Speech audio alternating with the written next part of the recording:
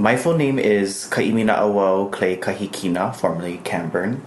I am from Manoa, born in Honolulu, raised in Manoa, between Manoa and Waianae. My mom's family comes from Waianae. And then my auntie, our family is really Pili, my auntie who Hanai, my brother and I, Pili to Manoa Valley. So I kind of belong to two communities right now, and I'm really grateful to be a part of them. One would be in the academic space. I'm a PhD student in indigenous politics. So I work with kumu in indigenous politics, like Noinoi Silva, Noilani Goodyear Kaupua. And they have been like mentors to me in many ways. So that's the community I participated in. A lot of the work that I do is really about pulling knowledge from the archive, particularly knowledge around how our ancestors thought about the world, viewed the world, and then how our ancestors produced knowledge from that genealogy of thought, and then trying to reconnect the newer generations into producing knowledge in similar ways, right? I think a big part of that is how opaque that way of thinking is, and I think particularly when we're thinking about colonialism, it's really important to practice in opaque spaces.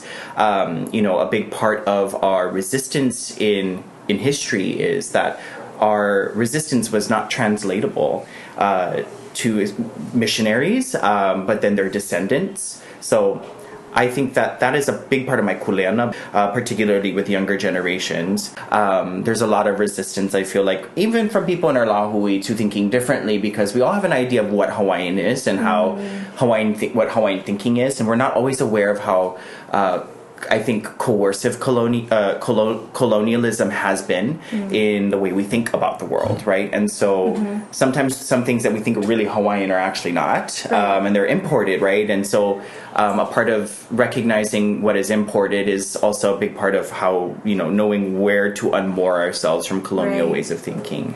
As a child, I think the first kuleana that I really had was to be a sort of a caregiver to my makuahine, right? So my mom is a wonderful woman, but she comes from a generation that is super traumatized, yeah?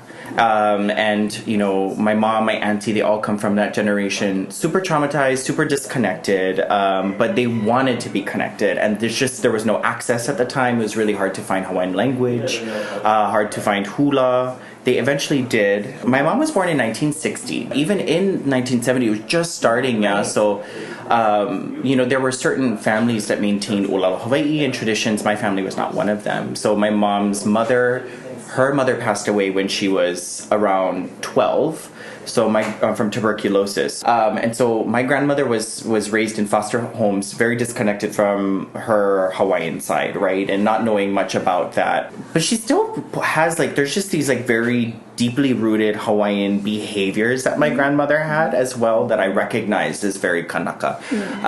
But then my mom folks were raised in that, very poor, grew up in Waianae, Maili and Waianae, went to Waianae, elementary, high school, lived in Kauai for a little while. My family comes from Kauai before that. And so getting out of the sort of the crisis, the socioeconomic crisis that led to just really hard conditions of an upbringing was the first and most primary thing for them to focus on, the survival. And so things like culture, language, were frivolous at best, but really a privilege for them, so they didn't have that access. So my mom comes from that, and she found her way into hula. She danced for Halau Hula o Maiki, and then she learned kiho alu, or slaki guitar, from Auntie Alice Namakelua, and then she learned just by herself. She would go down to the beach, go find a fishing string, and string her ukulele and stuff like that. She's totally like that backyard kind of lady. And so she did dance hula. She loves Hawaiian music. She's an incredible Hawaiian musician.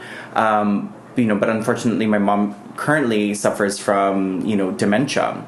And so and I really do think it's just I don't know the science behind dementia, but I do definitely feel like there's a relationship between the hardness of her upbringing and sort of where her her mental health issues in her 20s and 30s into now, where it's just a lot of it is the care has amped up. So as a child, I think there were signs of early signs of dementia that I think we weren't aware of because there wasn't really a language around it.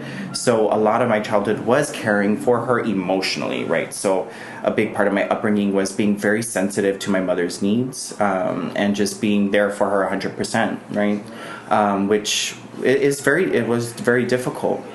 And so, but there was a lot of great things about it too, because, you asked about religion, and my mom was a very spiritual person, I think very open to the other world, the world of the ancestors. She was always seeing ghosts, but, really teaching me how to see into that space, into that world. Not like, ooh, hooky dooky, but really just having a sense of the presences around us. She would always say, be aware of others, but really like others, like in the next world, but also this world. So my mom was always in touch with that side, and I think her music really comes from that world. Her voice is beautiful. Her guitar was just very crisp. It comes from that space, I think, that other world. So that's how it started. And I think my kuleana to my mother really became apparent when I moved home from New York City, and I came back to Hawaii to mālama my tutu and my mom.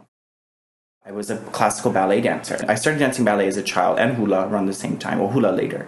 And then I went to Philadelphia, where I trained at a school called the Rock School for Dance Education. From there, I got into a ballet school in New York City called Ellison Ballet Professional Training Program, and they're excellent. And my teacher, Mr. Ellison, is, I still think of him fondly, but a lot of his lessons on life and discipline, the lessons that I have now, come from him.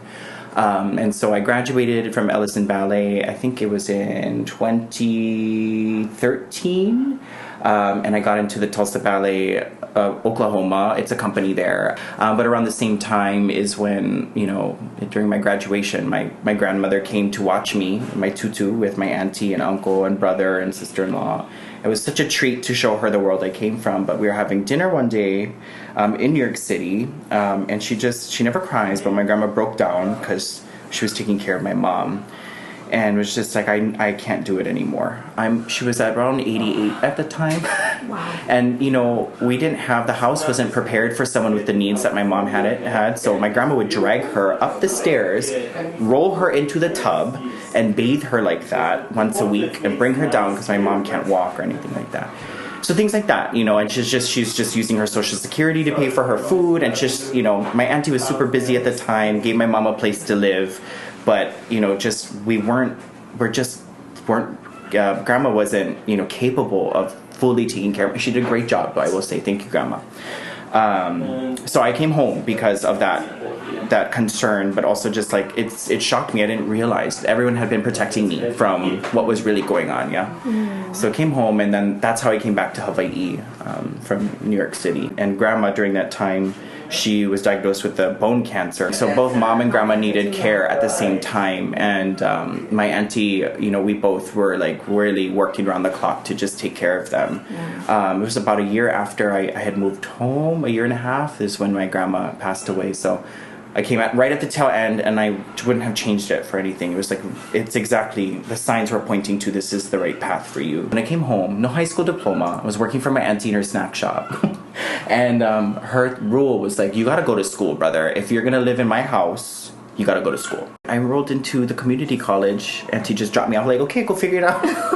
So I went, and I was like, she was like, just do one class. Just one class. So I chose art, because I'm like, I don't want to do all of that. And I had to do like, I chose art, and I did like an English class. And then it was a really rough semester because my grandmother died the second semester I was there. But yeah, that started my journey in Hawaiian studies. First, I was like, that's right, I took La'au, and I started taking olelo Hawaii, and I started reading more. My auntie has this incredible library because she's a hula dancer, a kumbu hula. So she has just incredible books just from all the years of her studying and research and stuff like that. So I would just attack her library. I already had, just growing up in a world of, hula, and, I had a base understanding, foundation in things, but there were so many things, particularly around history, that I wasn't very familiar with, or at least I had a very warped understanding of Hawaiian history, and very much influenced by the internalized white supremacy within our family, right? Because, we're all, my family, all Kanaka,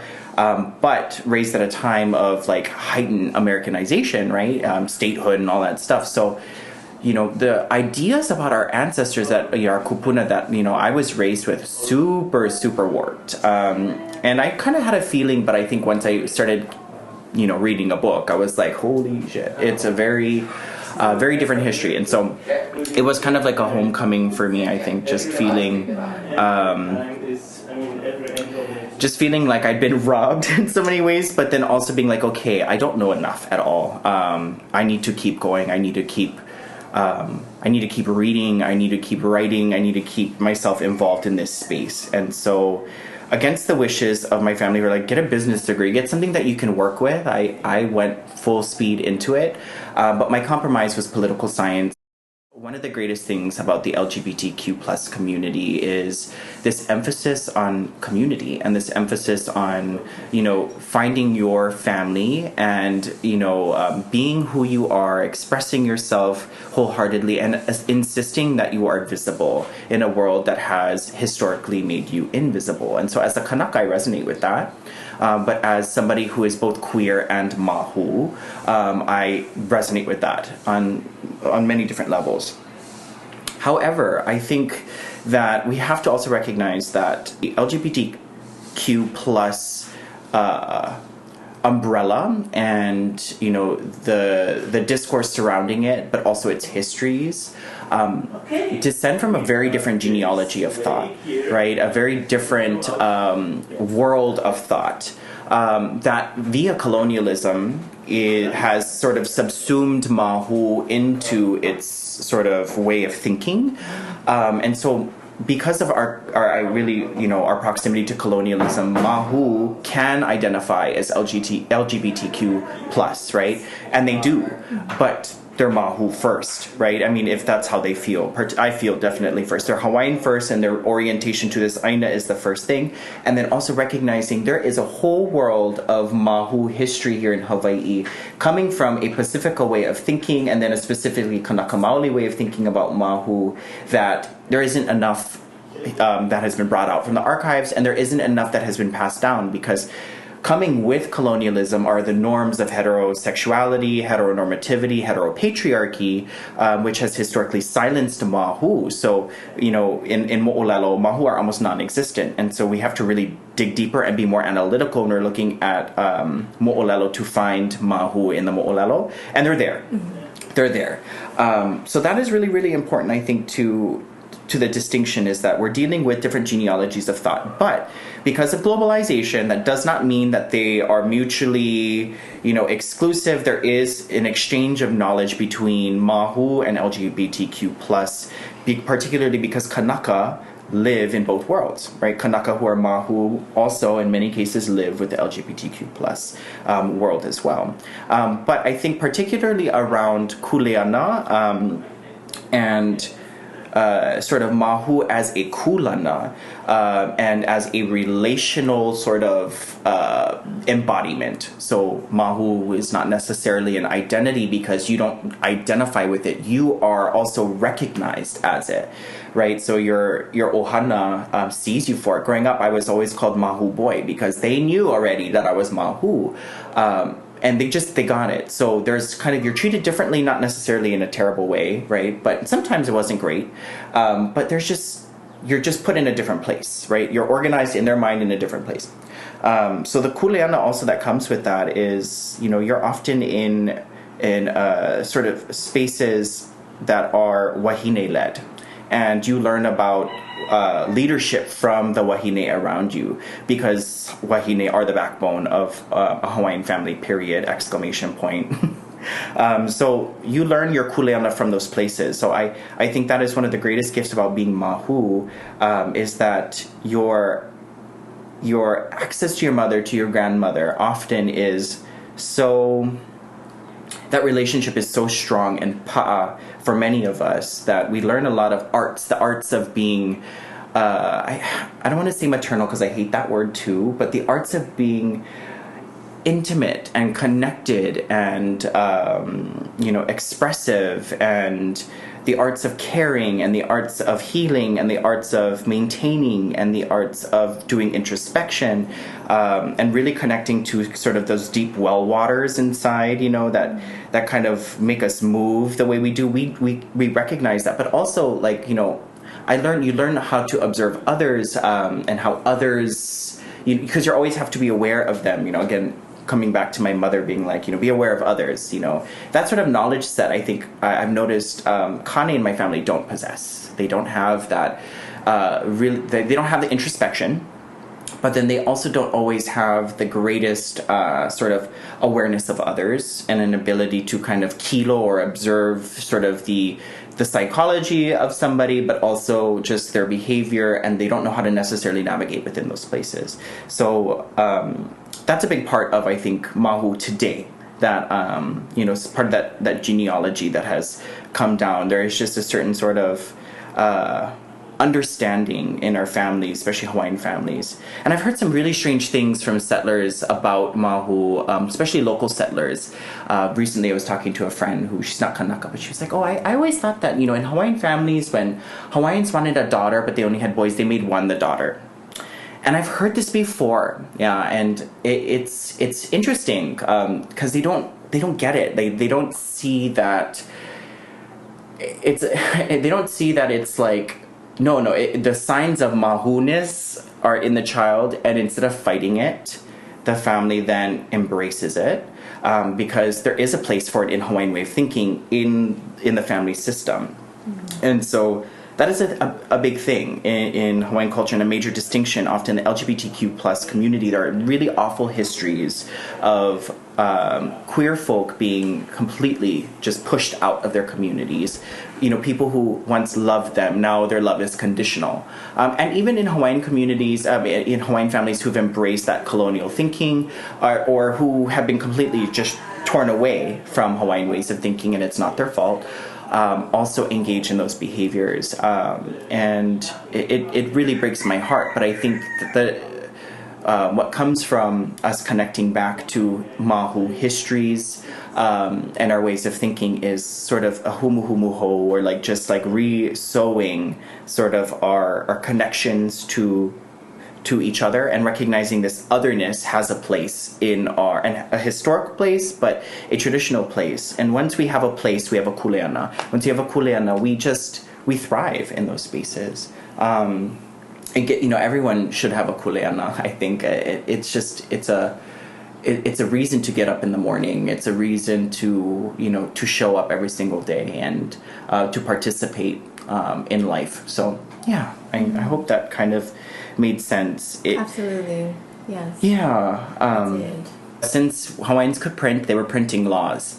Yeah. A really great scholar is that you can really there are multiple, but Noelani Arista does a really great job at looking at Kanawai, but also looking at kapu, and how after the so-called fall of the kapu system, there is still a li'i, especially Ka'ahumanu folks, where publishing sumptuary laws, right, based on Christian morality. And there was a strategic reason for that. I think that gets lost in the whole sort of narrative of colonialism, that there was a strategic reason, right, with this sort of influx of haole coming in and demanding wahine, right? So these laws were really tailored in some cases or in most cases to maintain power and as an ali'i wahine, but also to protect her people in some cases, right, from the disease that was coming in, obviously. So there's that. And but also when it comes to Māhū, we're also then again, I think because how Westerners viewed otherness, right? So a part of my work is looking at how in translation, Māhū gets lost. If we're looking at early, the Andrews Dictionary, and then we look at, Puku'i folks, their dictionary and their translation of Māhū, there's a change, in that. So the first one, right, is all of these things, from eunuch to a man who, in Andrews, right, eunuch to a man who dresses as a woman, to Puku'i ma, which are a lot later, right, and then it's kind of focused on homosexual, right? And so that is that sort of, because I guess Haole were really influential in how our language was translated, there is also this sort of bounce back of thoughts and ideas between those two epistemologies, right? Ways of knowing the world that then sort of there's this sort of relationality that happens in the way we think about māhū. And so māhū then kind of change, right? And then are then kind of put into this category of otherness, but also deviance in that same breath, right? And it moves on even till today, where, into the common now definition by Puku'ima. So, there's that coloniality that starts to come in and starts to become internalized, and wahine and māhū particularly, where the people who were, I think, really captured and abused in those environments and situations. So particularly laws with wahine and marriage, coverture. What's her name? Keaolani Kauanui talks about this in her chapter on savage sexualities and paradoxes of Hawaiian sovereignty. And so she talks about these sumptuary laws, but also the capture of wahine, turning them into property, right? But then also at the same time, these so-called savage sexualities, relationships that were not heteronormative, were then cast out completely. So then there's no history on them anymore. And if there were history, it would be about the deviants. So later, toward the end of the early 1900s, late 1800s, I have seen some articles come up about particularly a Filipina māhū, who was, humiliated basically for she had married her kane, was enjoying her life, and had been.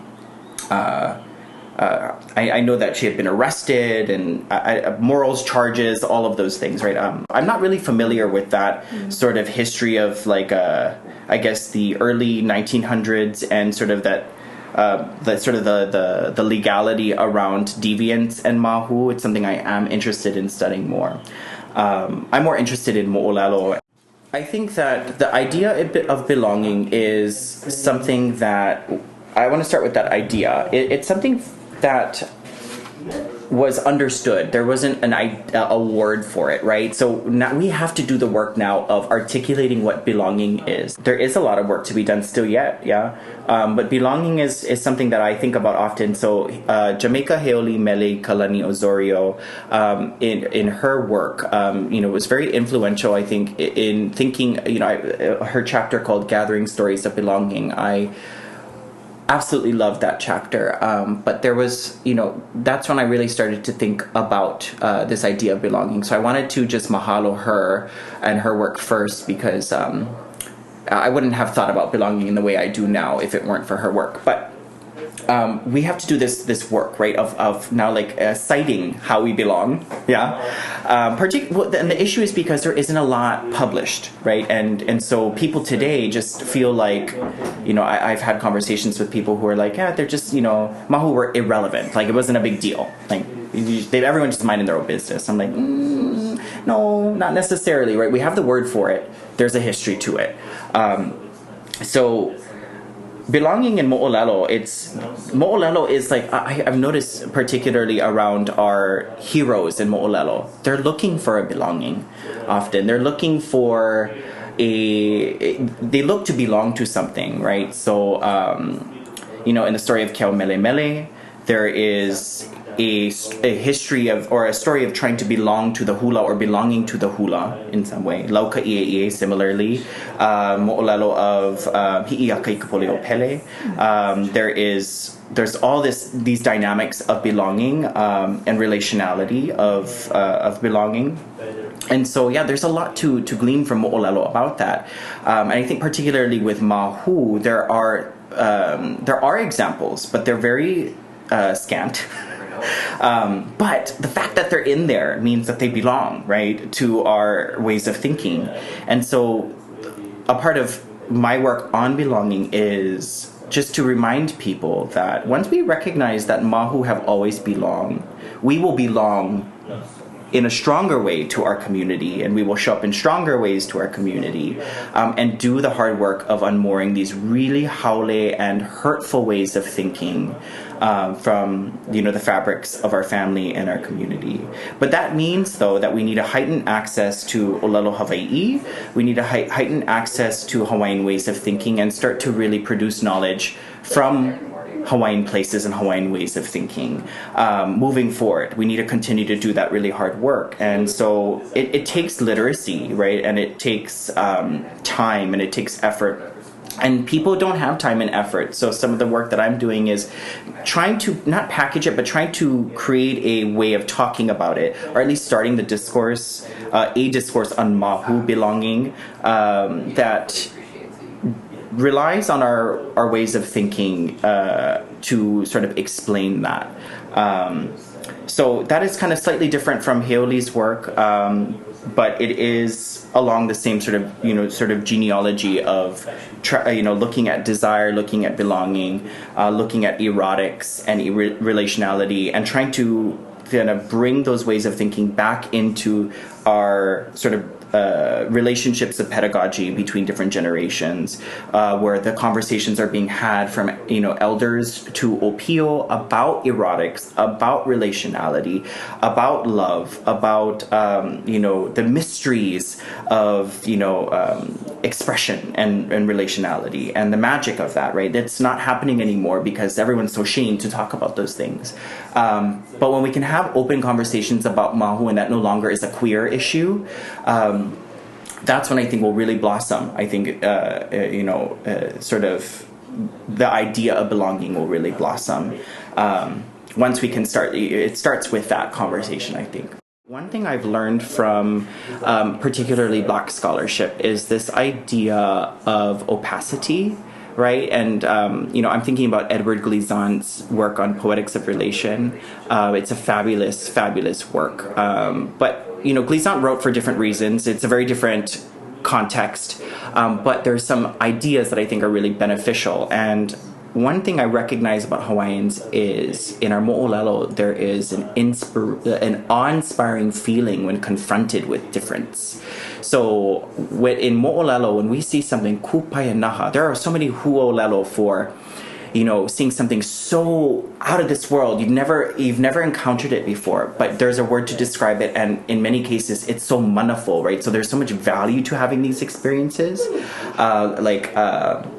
in I think Kianini Ulo Kalani. I was reading it with my partner, the beginning of the mo'olelo and Kuahailo, when he's shape-shifting, in this cloud form, being observed. There's this sense of fear, but also awestruck inspiration. So for Hawaiians, it's the sort of intangible is an exciting thing, right? Mm-hmm. The intangible belongs in because of how exciting it is. We have words to describe it.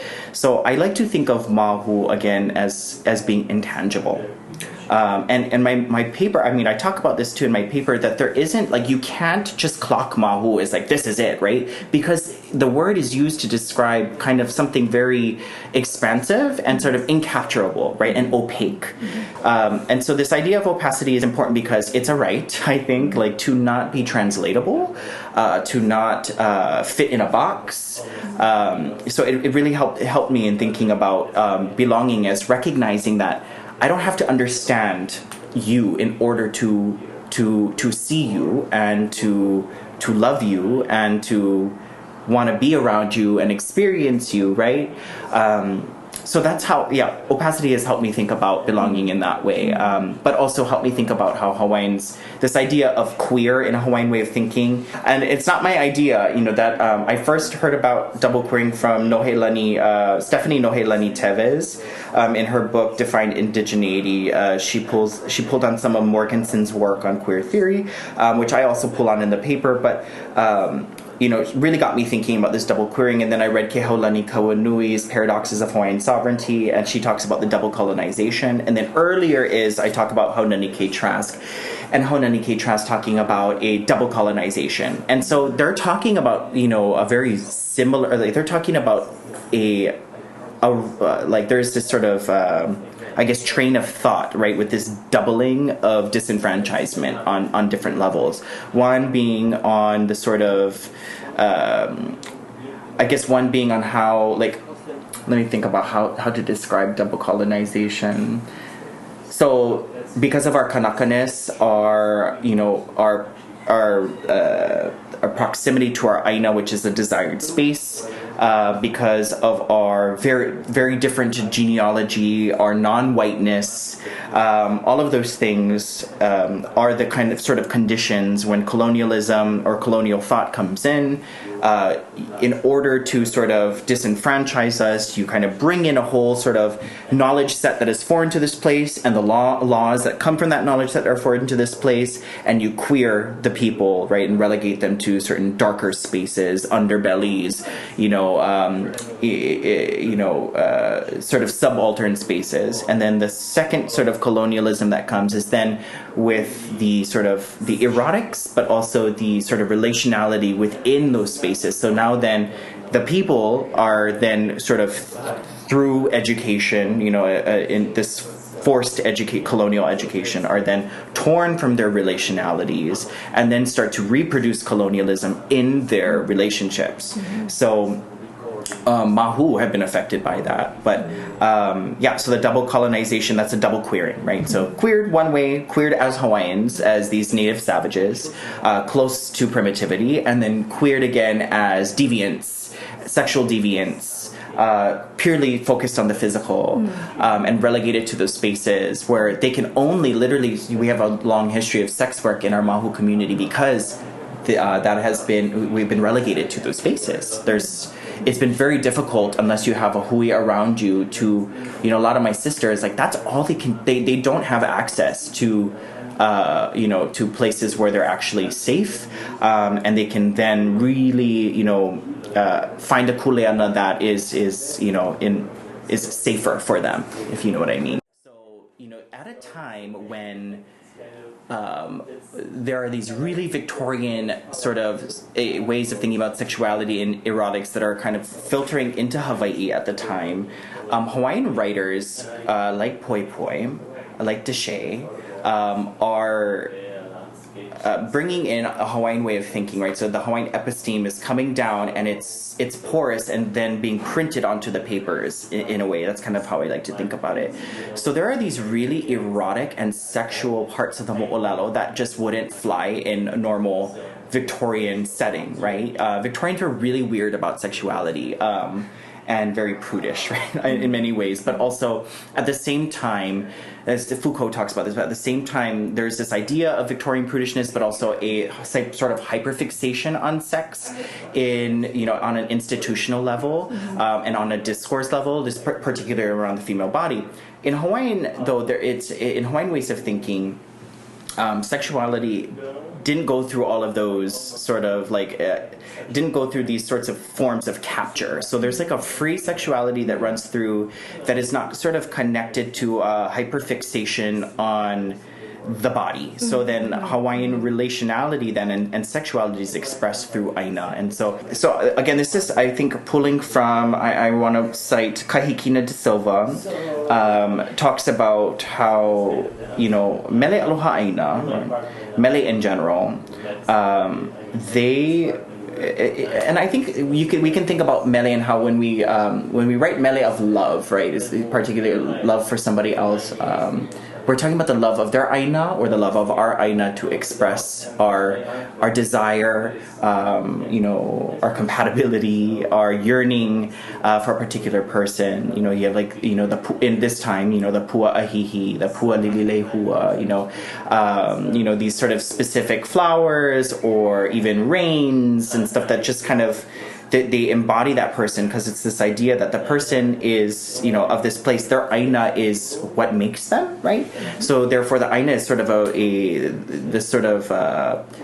ho'ailona, or a sign and symbol of who that person is. And so when we write our mele, we're writing through those expressions of that land. And we have many expressions from many different lands all over Hawaii and areas that a Hawaiian poet then uses and strings together and weaves this really incredible piece. And you see a lot of this in Hi'iaka i Kapoli o Pele. And yeah, it's not confined by the same, oh, that's a woman or that's a man, right? Not at all. There's this, again, pulling back to the sexuality thing. Peleula sees that she's, surfing naked. She's in the presence of a kane who has seen her from head to toe. And, she can no longer accept that they want to have, separate lodging. So Hi'iaka has to protect Lohi'au and his kapu that Pele has placed on him, lest trouble. So she does that, but she's like, oh, no, we cannot do that. So they have this moment, and Peleula is like, oh, no. She's like, I could accept that if we were a pai māhū, we were all wahine in this, in wahine energy. It was like we were all in this space as wahine, similar attributes, that sort of idea. But because of this o'olea presence that has seen me head to toe, now it has it's not that I wouldn't do those, be a pai māhū with you folks, but it's that now I have to kind of hone in my focus onto this person, because now the relationship is different. He's seen my body. So then they play this, she's like intends to act on it, so that's why they play this game of kilu, right? So there's just these, little like tidbits of Hawaiian ways of thinking in these kind of structures, and you really have to do the work of sort of dissecting and placing everything together. So Peleula's saying this too, and you kind of move it around. Yeah, so that's really, really interesting. So that's where we see sexuality come in, but then I think later on in my paper I talk about the olelo of Lauka'i'ie and the māhū who descend from the mountains to come and like liven up a hahula, which is so funny because there's still parallels with māhū doing the same thing today, But what I love about this section is that they're not described in a physical sense. They're described by sort of these really like abstract, like they're described by the wind and the mists, and like they're described by sort of like they're indescribable, and that's what makes them so kupaenaha and so like interesting to read about. And like there is this sort of, Hawaiian world is all about balance, yeah. So in the mo'olelo of Lauka'i'ie, māhū are they basically descend from the mountains to sort of liven up an ahahula.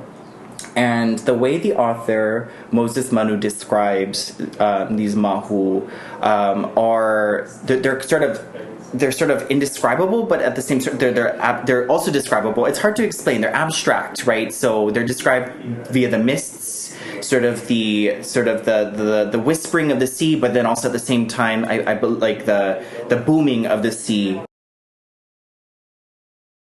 So more ambiguous, though, is the pai māhū mentioned in Moses Manu's He mo'olelo ka'au Hawaii no Lauka'i'ie. Manu describes a pai māhū who dwell in the upland of Ko'olau Kauai.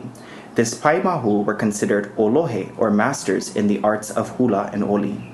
Manu sets the stage in the following passage for an introduction of epic proportions.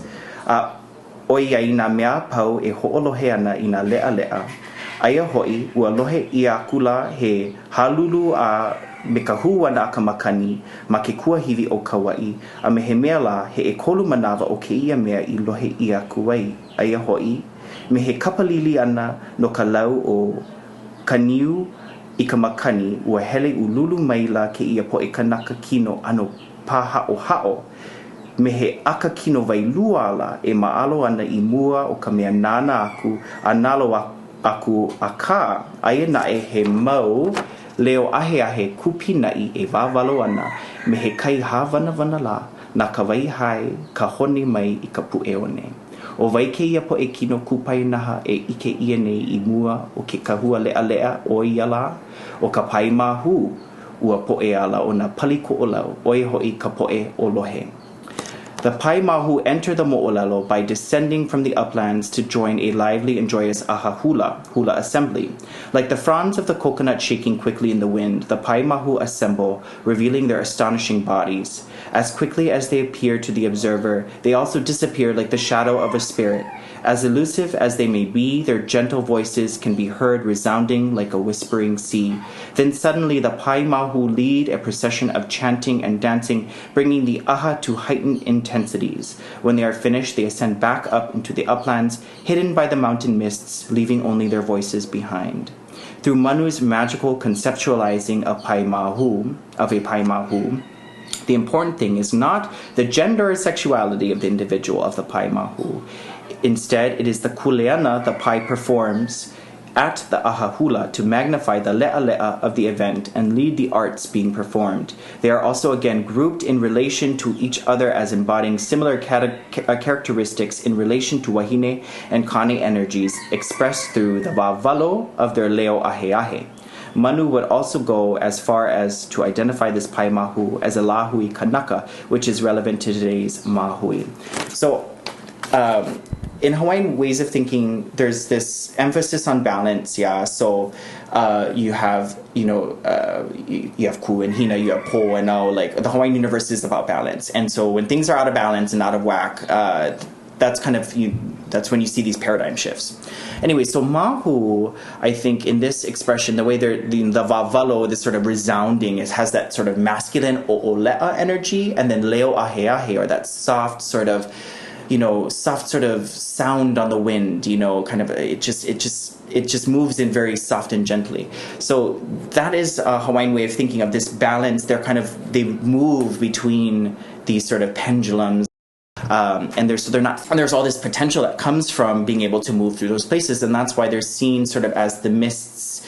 Their bodies aren't described; they're described kind of as a shadow or a like something moving in and out really quickly. And I crack up because we are so this, all my mahu friends, you can hear them from a mile away, right? Yeah, like all my sisters, yes, man, and then they come into the space and everyone's living their life, and then boom, they're out, they're onto the next place, and you didn't even know that they dashed, and it's so true today. Anyway, so I get super excited when I see these in the mo'olelo, because I'm like, some things just don't change about mahu.